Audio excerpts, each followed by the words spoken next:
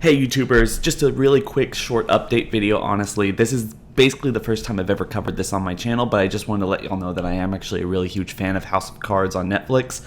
Now, I've never really seen the British take on it, so tell me in the comment section below whether you think that's good and whether I should watch it if I'm a big fan, because honestly, with this new news they dropped today, it's going to take a little while for them to actually get the 5th season to us, a little bit longer than I'd really like. But if you didn't see in the title, if I didn't put it in the title, it's actually coming out. The 5th season of House of Cards is dropping on May 30th, 2017. So this year, guys, all 13 episodes. I'm pretty sure that's going to take us up to around 65 episodes, I'm sure.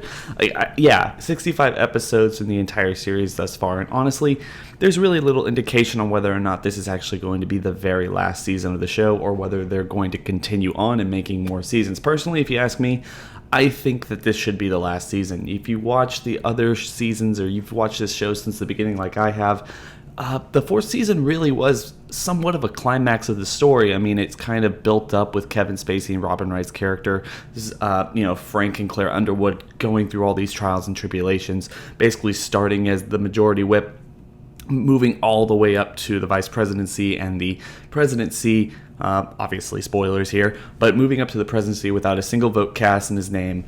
After the end of the 3rd season, you had Frank's America Works policy just being kind of, I guess, kind of criticized and kind of a failed situation for him, and then fighting for it all through season 6 or season 4 with Claire also at his throat, and also all this conspiracy theory stuff going on at the same time, and with also his charismatic political rival now. And honestly, if you ask me, I feel like they've waited too long to they feel like they've waited too long to get this season out to us. I feel like this show is something that the American people kind of need right now, and not to get too political, and I hope not to ever really get political on here, but personally, with the very strategic releasing of the teaser trailer and the premiere date today, today of all days, the inauguration of the 45th president of the United States with Donald J. Trump, a lot of people are split. The 2016 election was one of the most divisive, at least not just in my lifetime, but also probably one of the most divisive political elections that we've ever had. It was bruising. It was just so brutal.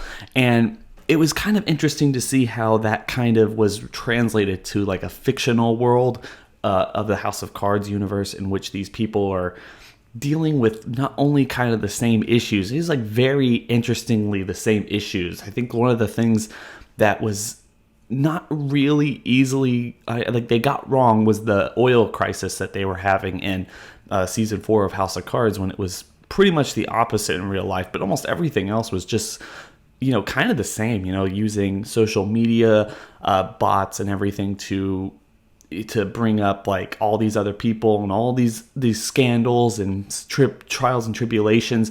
Both sides are just kind of, nobody's trusting either side to a degree, and all the terrorism that's going on in the series.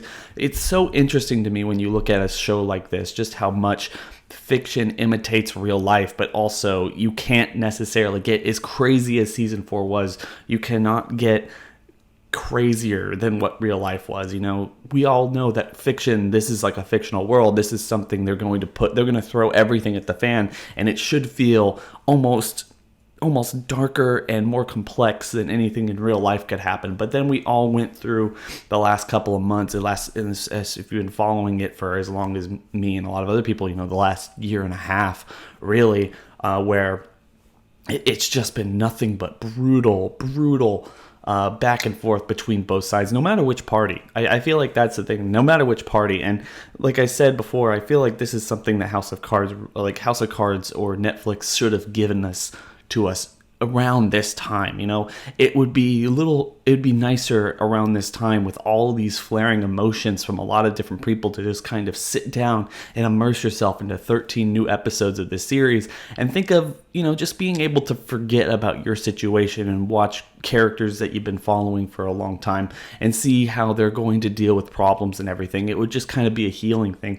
Maybe that's my opinion, maybe that's yours, maybe it's not. I mean, tell me in the comment section below whether that is. But honestly, when you're talking about House of Cards, the last season was somewhat of I guess the last season, in my opinion, season 3 had its downs. A lot of people really loved the first season, didn't like the other 3, or people really liked the first season and thought the second season was a little worse, the third season was a little bit worse, and then the fourth season kind of picked it up. I mean, obviously Netflix thought the same thing because it took them so long to even greenlight and get the fourth season to us. When the fourth season, before it even came out, they went ahead and they renewed it immediately, even before the fourth season premiered. So obviously they liked what they saw. And I'm really hoping that we're not seeing this, like the fact that they've been keeping this from us, even though it has been strategic. I mean, like I said, Inauguration Day, dropping the teaser with the awesome tagline, One Nation Underwood is such an awesome tagline for this series, especially since last year was, FU16, very like on the nose, really playful for what it's worth. So I really like that. The thing is, like, I really hope that although the last season was a bit of an upkick, it was more so because it felt more like anything in terms of a story, a broader story that was essentially the climax of everything that had gone on. Almost everything that ever came up in the first 3 seasons was re-brought up. Characters, situations, countries, all these diplomats that they worked with and kind of screwed over throughout the entirety of the first 3 seasons was brought up and kind of resolved in its own right. And I like that because it feels like they're pushing everything out, and it also makes sense of the real world aspect where Bo Willimon, the showrunner for the entire first 4 seasons, is actually stepping down, and he is being replaced by excuse me if I get this wrong, I don't really know how to pronounce this name, but it's Frank Pugliese, and then Melissa James are actually stepping up as current showrunners for the 5th season. And whether that's going to help people see this show differently, or whether it's going to be a creative breath of fresh air, or even just the death nail of the series, is yet to be seen. I know a lot of people are really hoping for somewhat of a change, so that's what they're going to get, or we're getting it regardless of whether you've enjoyed the direction of the first 4 seasons or not. So, I mean, I feel like that's just something that we're going to have to wait and see, kind of get an idea of exactly what they're going to be putting to, what paces are they going to be putting us through, exactly what point are we going to be starting. Is it going to be one of the very first seasons that's going to start like exactly where we left off, or are we going to actually skip ahead a couple months or even a month or so and be at the inaugural address, or within the next presidency, whether it is Frank and Claire, which almost entirely plausible that it is going to be Frank and Claire, or whether or not Claire is even going to be vice president, or what Frank's situation is going to be, or Doug, or anyone who's been a part of this show for too long. So I don't really have any speculations for you guys. Like, I haven't seen anything, I haven't really heard anything. The problem with Netflix's the problem with Netflix's release schedule, honestly, is that the first couple weeks after the show, everyone's just a buzz on talking about it, and then we all just kind of go silent. Everything just kind of goes silent as we're waiting for the next season. And don't get me wrong, I like being able to sit down and binge like 13 episodes, just my own will and my own time, and just always have those around. But personally, I just would really like for us to have more content to talk about for this show, just to be able to get excited for it for a little bit longer. But with this teaser trailer, with this announcement, this premiere date that we know is coming, obviously we're going to have an idea of exactly when we're going to be able to see more of Claire and Frank Underwood, and, whatever their America is going to be. America Works, is that still a thing? Who's going to be the new enemy? Is it going to continue being this kind of divided nation, or are they going to be able to get through that as well? What's going to be the ultimate outcome of this show, and how long is it going to keep going? Honestly, like I said before, I really think that they need to keep it, they need to start wrapping this up, whether it's going to be in this season or a 2-season finale with season 5 and 6 basically wrapping up the story.